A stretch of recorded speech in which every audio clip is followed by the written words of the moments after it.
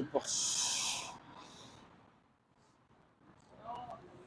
Le roi des rois, C'est Jésus. le tout-puissant, C'est Jésus. le glorifié, C'est Jésus. l'élevé, C'est Jésus. le magnifié, C'est Jésus. le Père, C'est Jésus. notre espérance, C'est Jésus. notre foi, C'est Jésus. que Jésus soit, Glorifié. que Jésus soit. Glorifié.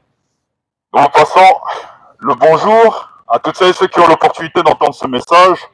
Aujourd'hui, nous venons de la part de celui qu'on appelle Jésus-Christ, non pas pour annoncer la condamnation, mais pour annoncer la bonne nouvelle. La bonne nouvelle, c'est quoi? C'est que l'homme, de base, était censé, était prédestiné, était censé partir en enfer. Mais il y a eu cet homme-là qui s'appelle Jésus-Christ, qui est mort et ressuscité, afin que toi qui entends ce message, tu n'entres pas dans l'enfer après la mort, mais que tu puisses avoir une opportunité pour pouvoir accéder à la vie éternelle par ce Jésus-Christ. À l'époque, on était tous censés condamner, on était tous censés partir en enfer. Car le bilan pour pouvoir partir en enfer, tu dois avoir commis des fautes, des erreurs, des péchés, des bêtises, et il n'y a aucun homme qui est parfait.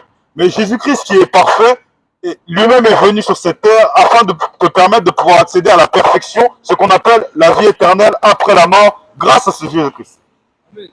C'est le pourquoi aujourd'hui on s'est ramené, on est des êtres humains classiques, on s'est ramené, on est venu prêcher la vérité de ce Jésus-Christ, afin que toi qui entends ce message et qui crois en Jésus-Christ, tu ne passes pas et tu n'entres pas dans l'enfer, mais que tu puisses accéder à la vie éternelle par ce Jésus-Christ. Jean 3,16. Jésus-Christ qui s'est défini comme étant la vie, le chemin, la vérité et la vie. Et je suis venu dire à quelqu'un que la différence entre Jésus-Christ et tous les autres faux dieux, c'est que Jésus-Christ te donne l'assurance de la vie éternelle.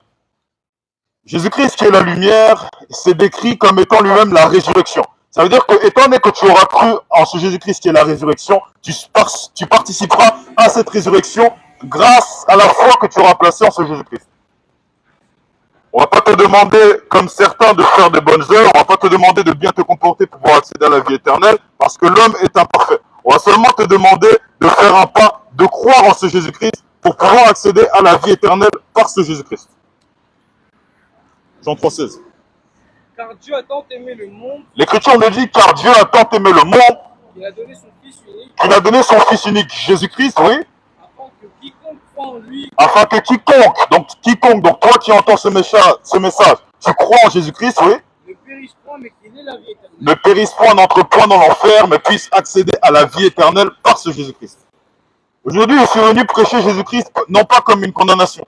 Je ne suis pas venu te dire en te disant que non, regarde-toi comment tu es, tu as commis le viol, tu as commis des meurtres, tu as commis des bêtises. Non. Aujourd'hui, je suis venu te dire que malgré les erreurs que tu as commises, viens à Jésus-Christ. Jésus-Christ t'accepte tel que tu es. Luc 15,7. Jésus-Christ t'accepte tel que tu es, avec les bêtises que tu as commises, avec les erreurs que tu as commises, Jésus t'accepte tel que tu es, car Jésus a dit que je ne suis pas ressuscité et je ne suis pas venu pour les gens qui sont saints. Je suis venu pour les pécheurs, pour ceux et ceux qui commettent des choses abominables, pour ceux et ceux qui commettent des bêtises, pour ceux et ceux qui ont peut-être même violé des enfants, pour ceux qui ont commis des meurtres. C'est pour ce genre de personnes que Jésus-Christ est mort et ressuscité. Luc 15,7. De même, je vous le dis, De même, Jésus nous le dit. il y aura plus de joie dans le ciel Jésus dit qu'il y aura plus de joie dans le ciel pour un seul pécheur qui se repent. pour un seul pécheur. Donc toi qui entends ce message, tu te repens, ça veut dire que tu reviens à Jésus-Christ, tu crois en ce Jésus-Christ pour accéder à la vie éternelle.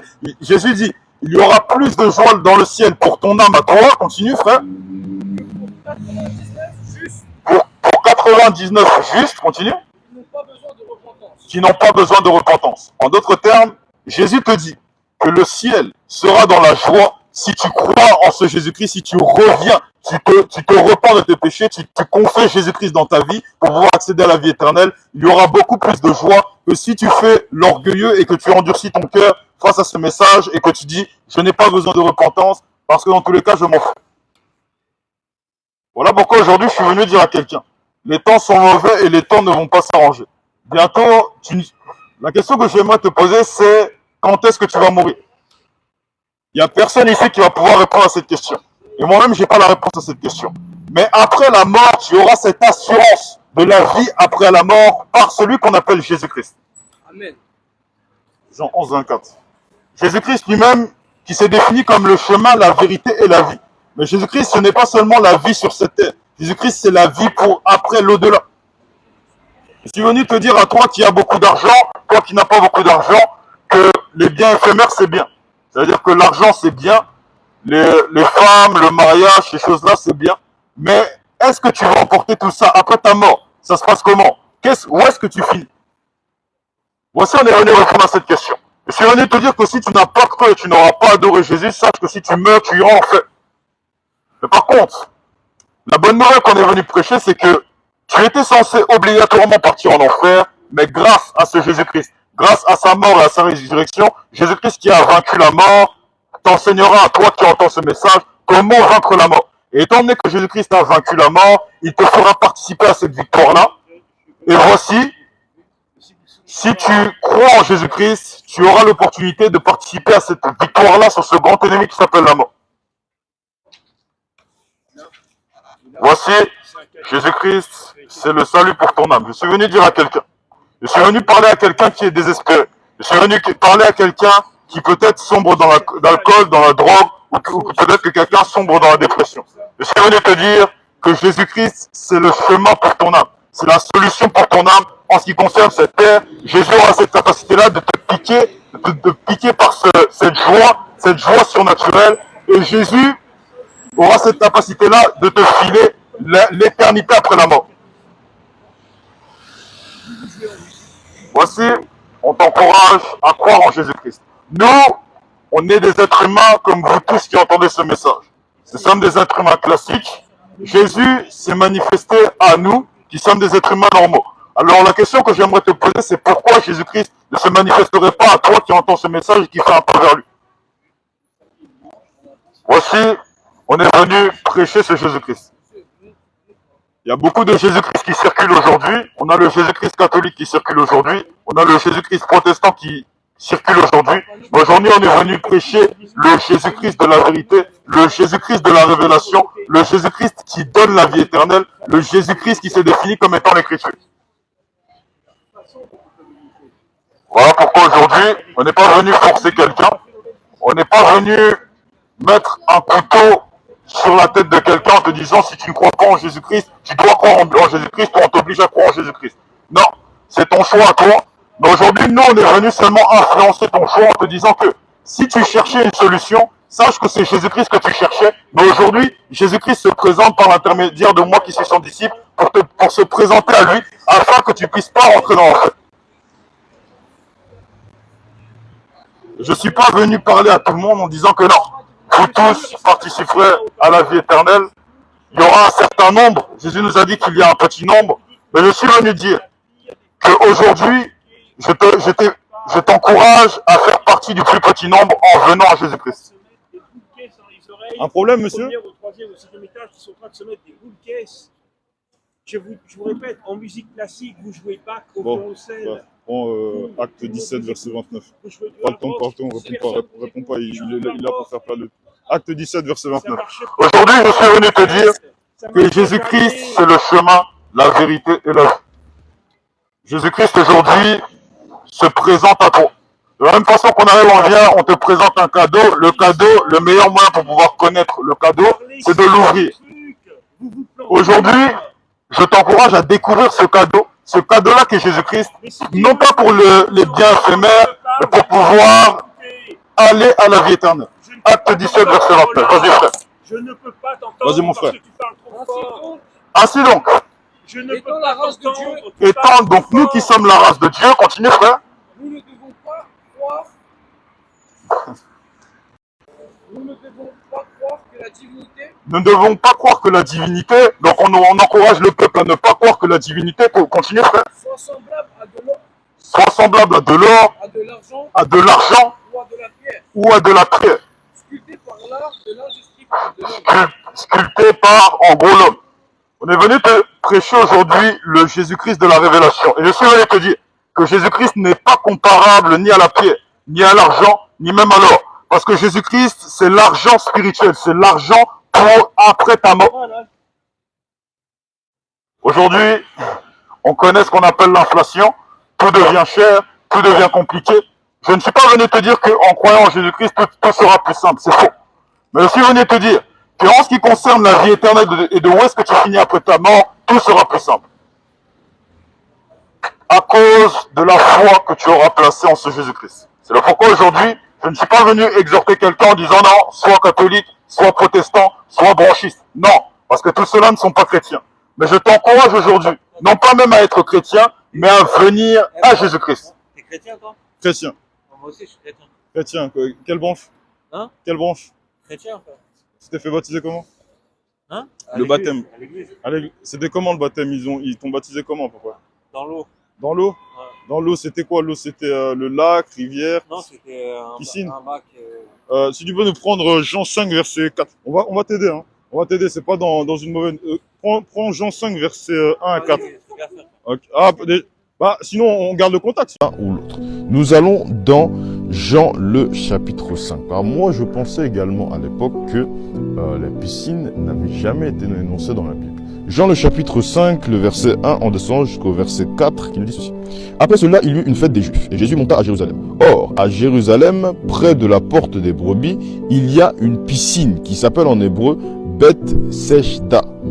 Donc en gros, les piscines étaient bel et bien présentes au temps de Jésus. Pourquoi? Parce que on arrive là, on nous présente une piscine.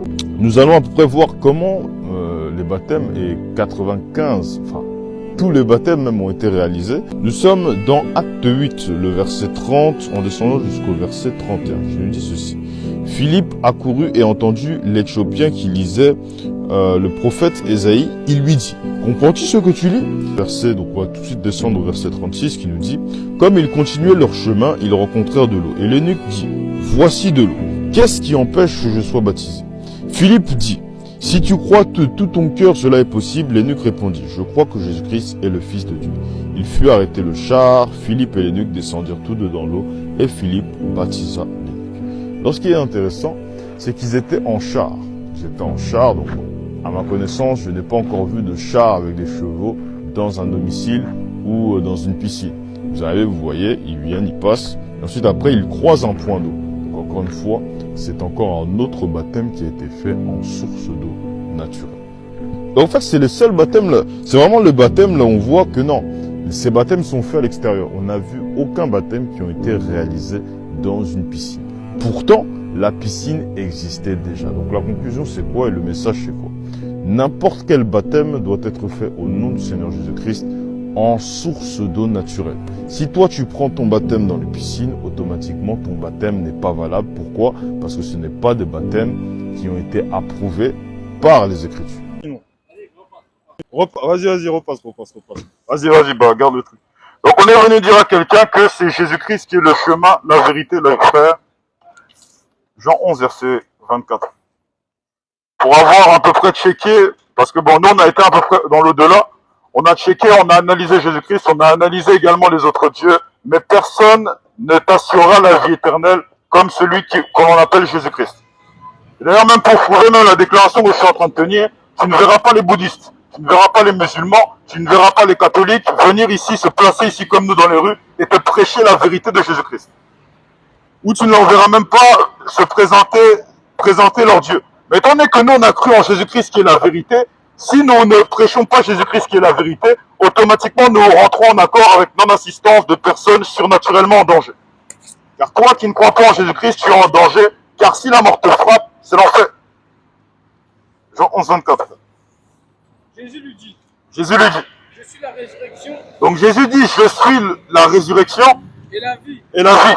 Celui qui croit en moi Jésus dit, donc toi qui entends ce message, tu crois en Jésus-Christ, oui, vivra quand même, il serait mort. vivra quand même, il serait mort. Donc aujourd'hui, on n'est pas venu t'imposer, mais on te donne seulement l'opportunité de croire en celui qui s'est appelé la résurrection, c'est-à-dire Jésus-Christ. Jésus-Christ lui-même qui a déclaré et qui a tenu une déclaration de lui-même. Il a dit, celui qui croira en moi vivra quand même, il serait mort. La mort ne va pas, personne ne peut échapper à la mort. Toute personne goûtera la mort. Et je suis venu aujourd'hui te dire que la mort de l'âme, c'est l'enfer. C'est beaucoup plus pire même que la mort physique. Avec Jésus-Christ, certes, tu vas passer de la mort physique, mais Jésus a dit, celui qui croit en moi vivra quand même, il serait mort. Tu ne trouveras pas quelqu'un qui te donnera cette assurance comme Jésus-Christ te donnera l'assurance de la vie éternelle. C'est pourquoi aujourd'hui, on t'encourage à venir à Jésus-Christ, le véritable Jésus-Christ. Mon frère, 1 Pierre 4,16. Jésus-Christ étant le chemin, il s'est décrit comme le chemin, la vérité, la vie. Et aujourd'hui, de la même façon qu'on est venu prêcher, on n'est pas venu imposer à quelqu'un.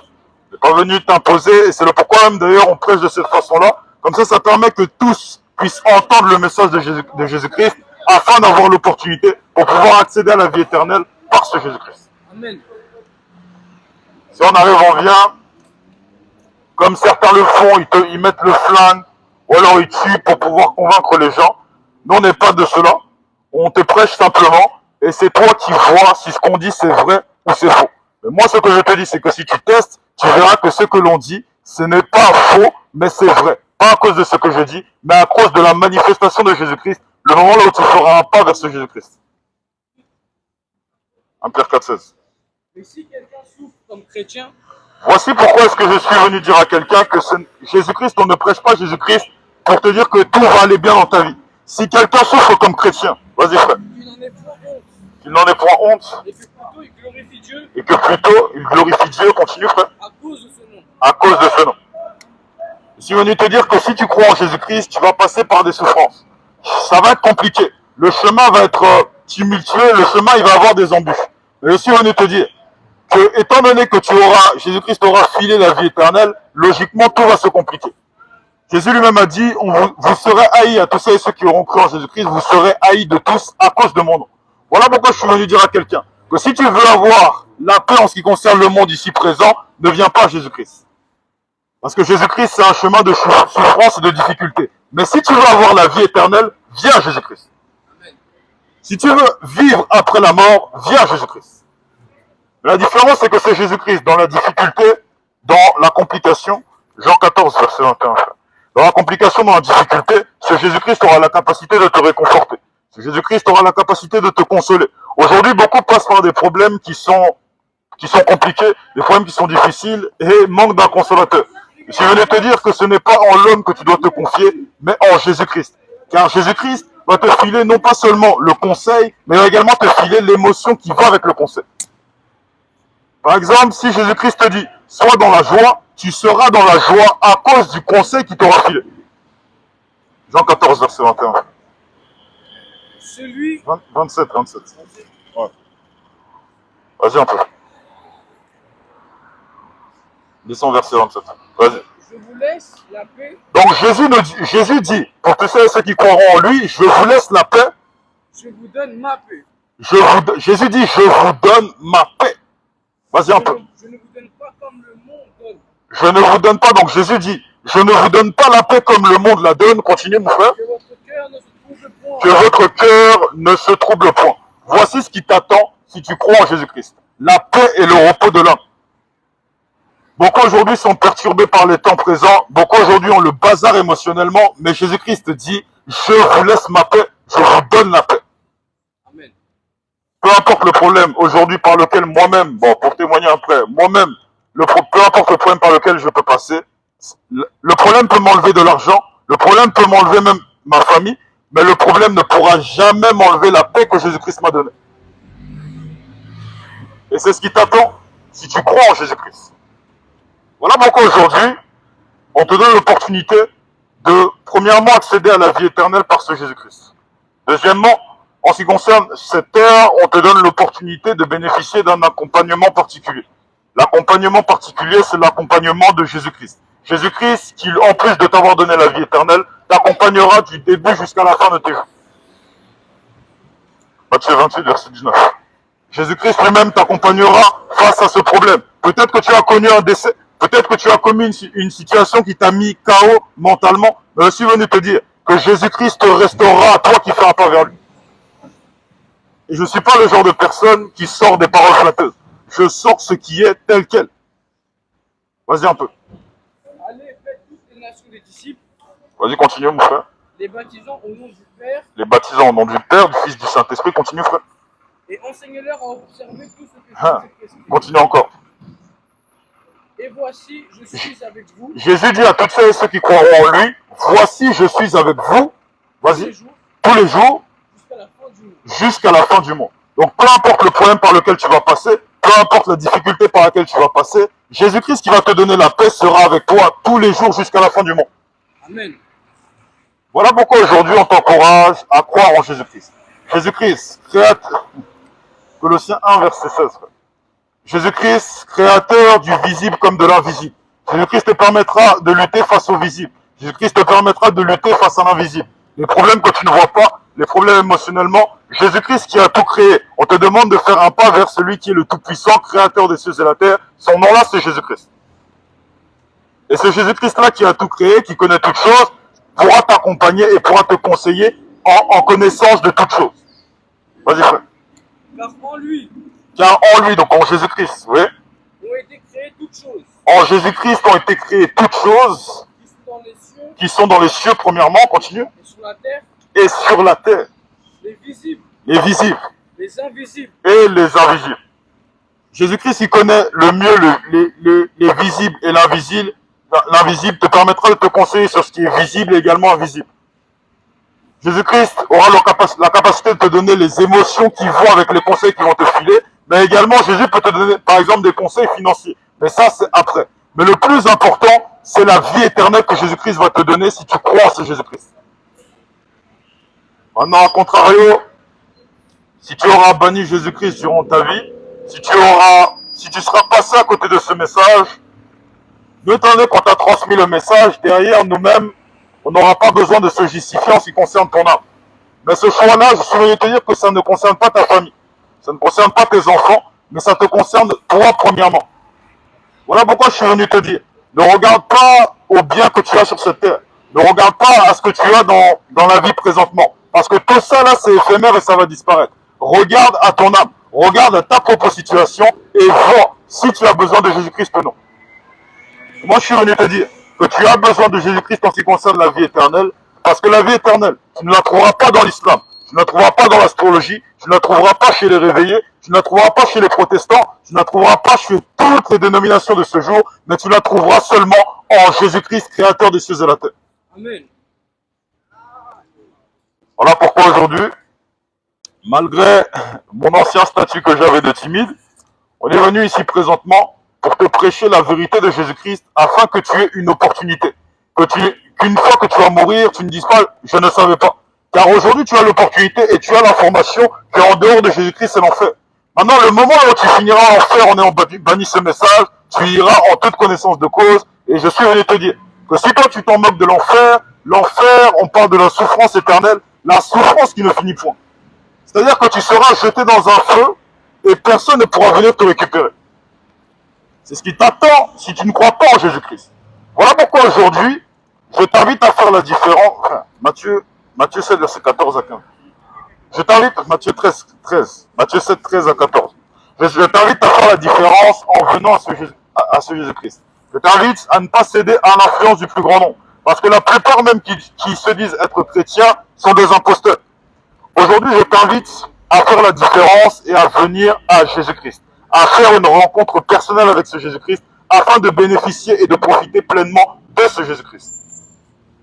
De la vie éternelle et de toutes les bénédictions et de tout ce qui va avec ce Jésus-Christ. Malgré les persécutions, malgré la tribulation, malgré la souffrance que tu pourras avoir en croyant en Jésus-Christ, malgré les combats, tu auras cet appui-là de celui qui est la perfection, c'est-à-dire Jésus-Christ lui-même. Continue, frère. Matthieu 7, 13 à 14.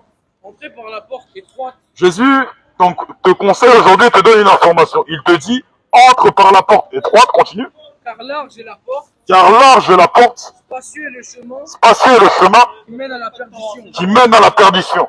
Et il y en a beaucoup qui rentrent par là. Et il y en a beaucoup qui rentrent par là. Les musulmans, les athées, les catholiques, les réveillés, les protestants, les branchistes, tous entrent par là. Continue, frère.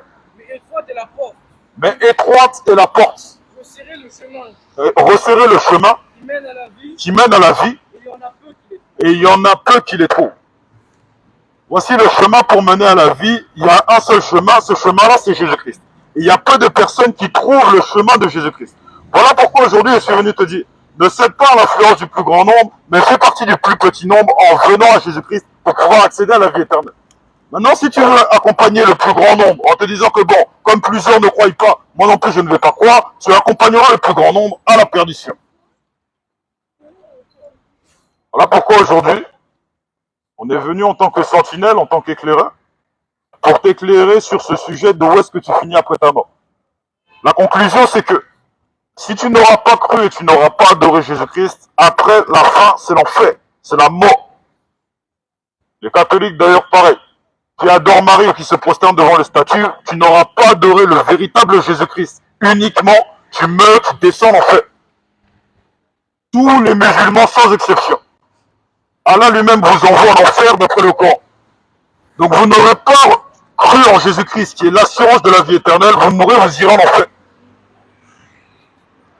Voilà pourquoi on appelle tout le peuple, peu importe tes origines, peu importe qui tu es, à venir à Jésus-Christ. Repends-toi, car le royaume des cieux est proche. La fin des temps est proche, la fin des temps commence à sonner. Petit à petit, on s'aperçoit que le monde court à sa fin.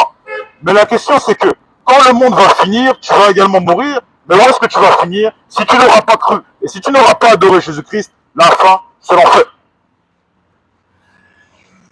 Frère, lis-nous un verset, on va prendre un verset coranique. Sourate 3, verset 185 dans le Coran. Parce que nous, on a dit que Jésus-Christ, c'est le seul chemin pour ton âme. Jésus se décrit comme étant le chemin, la vérité et la vie. Il n'y a pas de vie, il n'y a pas de chemin en dehors de Jésus-Christ. Et aujourd'hui, je suis venu t'encourager, à toi qui entends ce message, non pas à venir me donner de l'argent, non pas à me faire un don, mais seulement à venir à Jésus-Christ. Jésus-Christ aujourd'hui te donne un appel, te dit, viens à moi pour pouvoir accéder à la vie éternelle. Maintenant, si tu fermes la porte à ce message, après la fin, après la mort, c'est l'enfer. Maintenant, étant donné qu'on dit que Jésus-Christ donne la vie, on a un faux Dieu qui, lui, promet la mort à ses adeptes. Ce Dieu-là qui est Allah, d'après le Coran, il envoie tous les musulmans en enfer. Surah 385. Toute âme goûtera la mort. Donc Allah nous dit, toute âme, donc c'est ce que tu sois musulman ou pas, toute âme goûtera à la mort. Sachant que l'âme elle est spirituelle, ça veut dire que même si tu crois en Allah, tu passes et tu meurs. Ça veut dire que tu vas en enfer. Mais Jésus-Christ nous dit quoi? Jean 14, verset 6. Jésus nous donne une information qui est capitale en ce qui concerne la vie éternelle. Après la mort, voici ce que Jésus-Christ nous dit. Voilà pourquoi est-ce que j'encourage n'importe qui à venir à Jésus-Christ. Jésus-Christ qui a donné l'assurance de la vie éternelle. Jean 14, 6. Jésus lui dit, je suis le chemin, la vérité et la vie. Vas-y un peu. Nul ne vient au Père, en d'autres termes, nul ne vient à la vie éternelle, nul ne vient à l'éternité que par moi, Jésus-Christ. Donc il n'y a pas de chemin, il n'y a pas trois chemins. Allah c'est l'enfer, Marie c'est l'enfer, les catholiques c'est l'enfer, mais le seul chemin pour ton âme, c'est Jésus-Christ. Le roi des rois. C'est Jésus. Le tout-puissant. C'est Jésus. Le glorifié. C'est Jésus. Le magnifié. C'est Jésus. La vie. Jésus. Le chemin. Jésus. L'éternité. Jésus. Notre espérance. Jésus. Que Jésus soit. Glorifié. Que Jésus soit. Glorifié. Soyez bénis. Donc, soyez bénis encore à tous les 10 qui sont présents. Donc, on a tenu beaucoup de déclarations. Mais bon, avant même de pouvoir engager, donc bon, je posais ça, avant même de pouvoir engager, n'hésitez pas encore à nous suivre encore sur les différents réseaux sociaux. Très important. Et également, toi qui aspires encore, j'aurais encore besoin de toi, lecteur. Marc 16, verset 16. Il y a une information qui est tellement capitale pour toi, peut-être que tu souhaites croire, enfin aspirer même à la vie avec le Seigneur Jésus-Christ, à la vie éternelle. Parce qu'il n'y a pas d'autre chemin. Voilà, il ne faut pas qu'on aille te mentir en te disant que non, Allah donne la vie éternelle. C'est faux. Parce que Allah lui-même envoie tous ses adeptes en enfer d'après le Coran. Donc on l'a vu encore une fois. Maintenant, voici ce que Jésus dit à tous ceux qui souhaiteraient croire en lui et vraiment le suivre. Donc mon frère, prends-nous le verset. Celui qui croira et qui sera baptisé Oui. sera sauvé. Voilà, donc celui qui croira et qui sera baptisé sera sauvé. Donc toi qui aspires à prendre ton baptême, le Seigneur qui nous a fait le don du ministère, on te baptisera conformément à l'Écriture. On ne te baptisera pas au nom du Père, Fils, Saint-Esprit, comme le font les ouvriers d'iniquité. C'est toi qui as été baptisé au nom du Père, Fils, Saint-Esprit. Sache que ce baptême-là t'enverra à l'abattoir, en enfer. Donc le véritable baptême se prend au nom du Seigneur Jésus-Christ. Donc si toi tu as des questions, tu pourras monter juste après. Donc mes différents réseaux sociaux, mon Snapchat, FRA45NCK, mon Instagram, Franck-Okip1, et également mon YouTube, Franck Okita. Et pour ceux qui sont sur YouTube, mon TikTok, Franck Okip. Donc n'hésitez pas, voilà, très important. Tout est dans la Bible. Également les catholiques, repentez-vous. Voilà, Marie n'est pas la mère de Dieu. Voilà, pareil. Si tu n'es pas d'accord, bon, tu envoies ta demande, on va t'enseigner tout ça. Les réveiller également. Donc du coup, maintenant, on va un peu s'attarder sur le cas des réveillés. En attendant que quelqu'un puisse faire une demande, étant donné qu'il n'y a personne qui fait la demande pour l'instant, on va à peu près parler à peu près du cas des réveillés. Donc on va aller dans 1 Corinthiens 14, le verset 26 à 28, je pense que ce sera bien. Voilà, on va voir le cas des réveillés. 1 Corinthiens 14, verset 26 à 28, très important, parce que nous on dit que tous les réveillés iront en enfer. Charisma, ACR, Assomption, tout ce que vous voulez, ils iront en enfer. Parce qu'il y a une parole précise qu'ils ont bafouée et qu'ils ont négligée. Et en fait, la semaine dernière, on a vu que Jésus-Christ, c'était l'écriture. 1 Corinthiens 14, verset 26 à 28 nous dit quoi, mon frère? Que faire donc, frère? Que faire donc, frère? Lorsque vous vous assemblez, oui, les uns ou les autres parmi vous, les uns. Essaye de lire un petit peu plus fort, comme ça les gens entendent. les uns ou les autres parmi vous, les uns ou les autres. Donc ça veut dire que dans l'assemblée, là, les uns ou les autres. Continue, mon frère. ont-ils un cantique, Ont-ils un cantique, une instruction, une instruction, une révélation, une révélation, une langue, une interprétation? Oui, Que tout se fasse pour l'édification. que tout se fasse pour l'édification. Continue. Oui. En est-il En est-il qui parle en langue, qui parle en langue, que deux ou trois que 2 ou 3 au plus parlent? au plus parlent. Donc ça veut dire que 2 ou 3 au plus parlent. En d'autres termes, que 2 ou 3 au plus parlent en langue, au maximum dans l'assemblée. Au plus, ça veut dire au maximum. Continue, mon frère. Chacun à son tour. Chacun à son tour, vas-y un peu. Et que quelqu'un interprète. Et que quelqu'un interprète. Maintenant, quand vous arrivez, vous baladez dans les assemblées réveillées, qui interprète quoi? C'est-à-dire, ça fait du ribobo, ribaba, ri, rokoshindegebe. On ne sait même pas, il n'y a pas d'interprète. On déracine le parler en l'air. Déracine. On déracine les fausses églises. Déracine. On déracine les fausses doctrines. Déracine. Et voici encore ça, c'est qu'un détail. Parce que le 1 Corinthiens 14, c'est un marteau-pilon pour tous les réveillés. On va aller dans 1 Corinthiens 14, le verset 33. Parce que ça, là-bas encore, c'est même gâté, c'est même encore une catastrophe. Donc là même, c'est encore un verset qui est encore plus clair. 1 Corinthiens 14, verset 33. On va descendre jusqu'au verset 34, mon frère. Vas-y. Car Dieu n'est pas un Dieu de désordre, Oui, mais de paix. oui. Comme dans toutes les églises des saints, Comme dans toutes les églises des saints, écoutez bien, oui. que les femmes se taisent dans les assemblées. Que les femmes se taisent dans les assemblées. Vas-y un peu. Car il ne leur est pas permis d'y parler. Car il ne leur est pas permis d'y parler. Maintenant, quand vous vous baladez dans les assemblées réveillées, maman pastoresse, maman pasteur, maman maman apôtresse, elle est là, elle vient à la chaire, dans l'assemblée, elle commence à parler. On déracine le ministère de la femme. Déracine.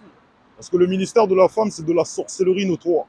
Et si tu n'es pas d'accord, tu envoies ta demande ici. Frère, descends au verset 36.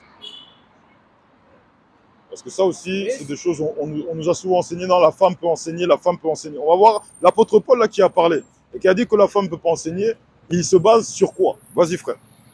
Est-ce de chez vous la parole de Dieu? Est-ce de chez vous que la parole de Dieu est sortie? Vas-y, continue. Oui. Ou est-ce que à vous seul qu'elle est venue? Vas-y encore, descends encore un peu. Si quelqu'un croit être prophète ou inspiré. Si quelqu'un croit être prophète, ça veut dire toi là, homme de Dieu, soi-disant homme de Dieu, tu dis que tu es homme de Dieu, prophète ou inspiré, continue. Qu'ils reconnaissent que ce que je vous ai écrit. Qu'ils reconnaissent que ce que l'apôtre Paul a dit que la femme ne peut pas enseigner, oui. Est un commandement du Seigneur. Est un commandement du Seigneur. Ça veut dire que l'apôtre Paul ne parle pas de lui-même. Jean 14, verset 21. Alors on va finir à peu près par là, parce que du coup ils disent qu'ils croient en Jésus-Christ. Voilà, donc les réveillés. Donc nous on a dit qu'ils iront en enfer. Maintenant, là même, je pense que vous avez même des éléments qui nous permettent au fait d'affirmer à peu près tout ça. Maintenant, la conclusion c'est quoi? Jean 14, verset 21, mon frère. Celui qui a mes commandements. Jésus dit, celui qui a mes commandements et qui les garde, c'est celui qui m'aime. C'est celui qui m'aime. Pause. En d'autres termes, les réveillés n'aiment pas Jésus. Parce que le même Jésus là qui a dit, par l'intermédiaire de l'apôtre Paul, que la femme n'a pas le droit d'enseigner, et l'apôtre Paul conclut en disant c'est un commandement du Seigneur. Maintenant, le même Jésus va dire, celui qui m'aime garde mes commandements. Donc, ça veut dire que toi qui dis que la femme peut enseigner, que le ministère de la femme est possible, si tu meurs dans ces assemblées réveillées, tu descends en enfer. Il ne faut pas qu'on aille te mentir. Seigneur vous bénisse. Voilà, n'hésitez pas également à faire des offrandes également. C'est quelque chose que je ne parle pas trop, mais c'est quelque chose qui est tellement important. Notre lien PayPal est également dans la bio. Donc toi, parce que nous, on a un ministère, et quand tu fais une offrande dans le ministère, il y a également une bénédiction particulière dans ce ministère. Donc n'hésite pas également à faire l'offrande par rapport à tout ça, et c'est le Seigneur lui-même qui va te récompenser. Donc on va même prendre, bon, dernier verset même, hein, Galates 6, verset 6. Voilà, comme ça les gens vont pas... On parle jamais de nous-mêmes, ça veut dire que si je te dis fais une offrande, ça veut dire qu'il y a un verset également qui suit derrière. Il faudra prendre beaucoup de versets pour ça, mais je vais en prendre juste un seul pour que vous puissiez comprendre. Donc mon frère, prends-nous tout ça. Voilà, Galates 6, 6, et après on va finir à peu près par là.